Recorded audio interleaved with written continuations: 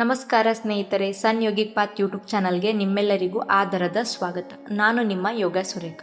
ನಮ್ಮ ಈ ಜೀವನ ಪಯಣದಲ್ಲಿ ನಾವು ಕೇವಲ ಕಾಣುವ ದೇಹ ಮಾತ್ರವೇ ಅಥವಾ ಇದರ ಆಚೆಗೂ ಏನಾದರೂ ಇದೆಯೇ? ಖಂಡಿತ ಇದೆ. ಉಪನಿಷತ್ತುಗಳ ಪ್ರಕಾರ ಮನುಷ್ಯ ಎನ್ನುವವನು 5 ಪದರಗಳಿಂದ ಮಾಡಲ್ಪಟ್ಟಿರುತ್ತಾನೆ. ಇವನ್ನೇ ನಾವು ಪಂಚಕೋಶಗಳು ಎನ್ನುತ್ತೇವೆ.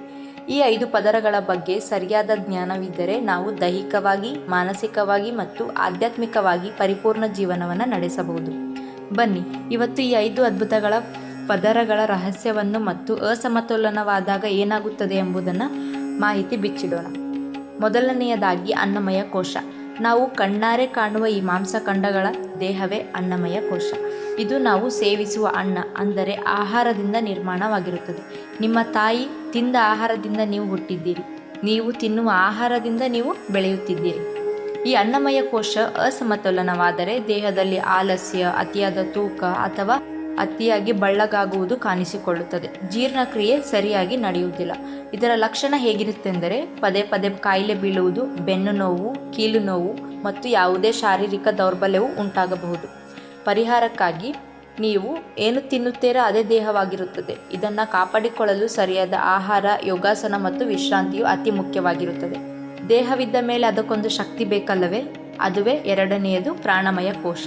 ನಮ್ಮ ಉಸಿರಾಟವೇ ಈ ಶಕ್ತಿಯ ಮೂಲ. ಗಾಳಿ ಕಣ್ಣಿಗೆ ಕಾಣಿಸುವುದಿಲ್ಲ, ಆದರೆ ಅದರ ಪ್ರವಾಹ ನಿಂತರೆ ಜೀವನವೇ ನಿಂತು ಹೋಗುತ್ತದೆ. ಈ ಒಂದು ಕೋಶವು ಅಸಮತೋಲನವಾದರೆ ದೇಹದಲ್ಲಿ ಶಕ್ತಿಯ ಹರಿವು ನಿಂತು ಹೋಗುತ್ತದೆ. ರಕ್ತ ಪರಿಚಲನೆ ಮತ್ತು ಉಸಿರಾಟದ ಮೇಲೆ ಕೆಟ್ಟ ಪರಿಣಾಮವೂ ಬೀರುತ್ತದೆ.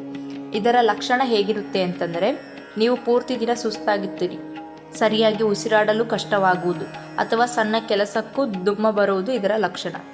ಇದರ ಪರಿಹಾರಕ್ಕಾಗಿ ಪ್ರಾಣಾಯಾಮವೇ ರಾಮಬಾಣ. ಭಸ್ತ್ರಿಕಾ ಅಥವಾ ನಾಡಿಶೋಧನ ಪ್ರಾಣಾಯಾಮದ ಮೂಲಕ ನಿಮ್ಮ ಒಳಗಿನ ಪ್ರಾಣಶಕ್ತಿಯನ್ನು ನೀವು ವೃದ್ಧಿಸಿಕೊಳ್ಳಬಹುದು. ಇನ್ನು ಮೂರನೆಯದು ಮನೋಮಯ ಕೋಶ. ದೇಹ ಮತ್ತು ಪ್ರಾಣದ ನಂತರ ಬರುವುದೇ ನಮ್ಮ ಮನಸ್ಸು ಅಂದರೆ ಮನೋಮಯ ಕೋಶ. ನಮ್ಮ ಆಲೋಚನೆಗಳು, ಆಸೆಗಳು, ಕೋಪ, ನೋವು ಎಲ್ಲವೂ ಇರುತ್ತದೆ. ಇವತ್ತಿನ ಕಾಲದಲ್ಲಿ ನಾವು ದೈಹಿಕವಾಗಿ ದಣಿಯುವುದಕ್ಕಿಂತ ಹೆಚ್ಚಾಗಿ ಮಾನಸಿಕವಾಗಿ ದಣಿಯುತ್ತೇವೆ. ಇದು ಅಸಮತೋಲನವಾದಾಗ ಭಾವನೆಗಳ ಮೇಲೆ ಹತೋಟಿ ಇರುವುದಿಲ್ಲ. ಅತಿಯಾದ ಒತ್ತಡ, ಆತಂಕ ಮನೆ ಮಾಡುತ್ತದೆ. ಇದರ ಲಕ್ಷಣ ಹೇಗಿರುತ್ತೆ ಅಂತಂದರೆ ಸಣ್ಣ ವಿಷಯಕ್ಕೂ ಕೋಪ ಬರುವುದು, ಅತಿಯಾದ ಆಲೋಚನೆ, ನಿದ್ರಾಹೀನತೆ ಮತ್ತು ಖಿನ್ನತೆಯ ಭಾವನೆ ಕಾಡುತ್ತದೆ. ಪರಿಹಾರಕ್ಕಾಗಿ ಮನಸ್ಸು ಅತಿಯಾಗಿ ಆಲೋಚನೆಯಲ್ಲಿ ಮುಳುಗಿದ್ದರೆ ಇದನ್ನು ನಿಯಂತ್ರಿಸುವುದು ಕಷ್ಟ. ಇದಕ್ಕೆ ಪರಿಹಾರವಂತಂದರೆ ಮಂತ್ರ ಜಪ, ಭಜನೆ, ಶಬ್ದಗಳ ತರಂಗಗಳು ನಿಮ್ಮ ಮನಸ್ಸನ್ನು ಶಾಂತವಾಗಿಸುತ್ತವೆ. ಇನ್ನು ನಾಲ್ಕನೆಯದಾಗಿ ವಿಜ್ಞಾನಮಯ ಕೋಶ. ಇದನ್ನು ಬುದ್ಧಿಯ ಪದರ ಎಂದು ಕರೆಯುತ್ತಾರೆ. ಇದು ಕೇವಲ ಮನಸ್ಸಲ್ಲ, ಇದು ನಮ್ಮ ವಿವೇಕ ಮತ್ತು ಬುದ್ಧಿಶಕ್ತಿ. ಮನಸ್ಸು ಕೇವಲ ಭಾವನೆಗಳಿಗೆ ಮಿಡಿಯುತ್ತದೆ, ಆದರೆ ಬುದ್ಧಿ ಯಾವುದು ಸರಿ ಯಾವುದು ತಪ್ಪು ಎಂದು ನಿರ್ಧರಿಸುತ್ತದೆ. ಇದು ಅಸಮತೋಲನವಾದರೆ ಸರಿಯಾದ ನಿರ್ಧಾರ ತೆಗೆದುಕೊಳ್ಳುವ ಶಕ್ತಿ ಕುಂಠಿತವಾಗುತ್ತದೆ. ಜೀವನದಲ್ಲಿ ಗುರಿ ಇಲ್ಲದಂತೆ ಭಾಸವಾಗುತ್ತದೆ. ಇದರ ಲಕ್ಷಣ ಹೇಗಿರುತ್ತಪ್ಪ ಅಂತಂದರೆ ಸರಿ ತಪ್ಪುಗಳ ಗೊಂದಲ, ಸಂಶಯಾತ್ಮಕ ಬುದ್ಧಿ ಮತ್ತು ಮನುಷ್ಯ ಕೇವಲ ಅಹಂಕಾರದ ಪ್ರಭಾವಕ್ಕೆ ಒಳಗಾಗುತ್ತಾನೆ. ಜೀವನದ ಉದ್ದೇಶವೇ ಮರೆತು ಹೋಗುತ್ತದೆ. ಇನ್ನು ಇದರ ಪರಿಹಾರಕ್ಕಾಗಿ ಜಾಗೃತ ಜೀವನವನ್ನು ನಡೆಸಬೇಕು. ಒಳ್ಳೆಯ ಪುಸ್ತಕಗಳನ್ನು ಓದುವುದು ಮತ್ತು ಸತ್ಸಂಗದಿಂದ ಈ ಕೋಶ ಪ್ರಜ್ವಲಿಸುತ್ತದೆ. ಇನ್ನು ಕೊನೆಯದಾಗಿ ಆನಂದಮಯ ಕೋಶ. ಇದನ್ನು ಪರಮಾನಂದ ಪದರ ಎಂದು ಹೇಳುತ್ತಾರೆ.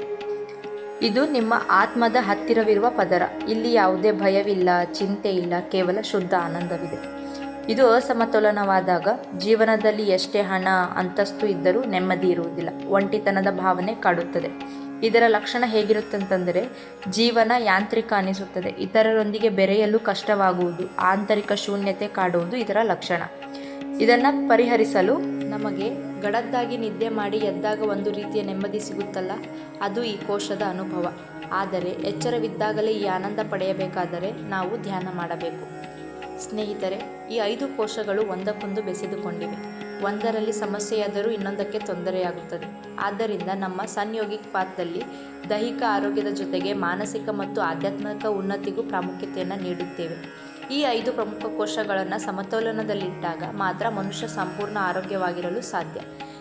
ಈ ಮಾಹಿತಿ ನಿಮಗೆ ಉಪಯುಕ್ತ ಅನಿಸಿದರೆ ದಯವಿಟ್ಟು ವಿಡಿಯೋವನ್ನು ಲೈಕ್ ಮಾಡಿ ಮತ್ತು ಈ ಬಗ್ಗೆ ನಿಮ್ಮ ಅನಿಸಿಕೆ ಕಮೆಂಟ್ ಮಾಡಿ. ಇಂತಹ ಇನ್ನಷ್ಟು ಯೋಗ ಮತ್ತು ಜೀವನ ಶೈಲಿಯ ಮಾಹಿತಿಗಾಗಿ ಸನ್ ಯೋಗಿಕ್ ಪಾತ್ ಚಾನಲನ್ನು ತಪ್ಪದೇ ಸಬ್ಸ್ಕ್ರೈಬ್ ಆಗಿ.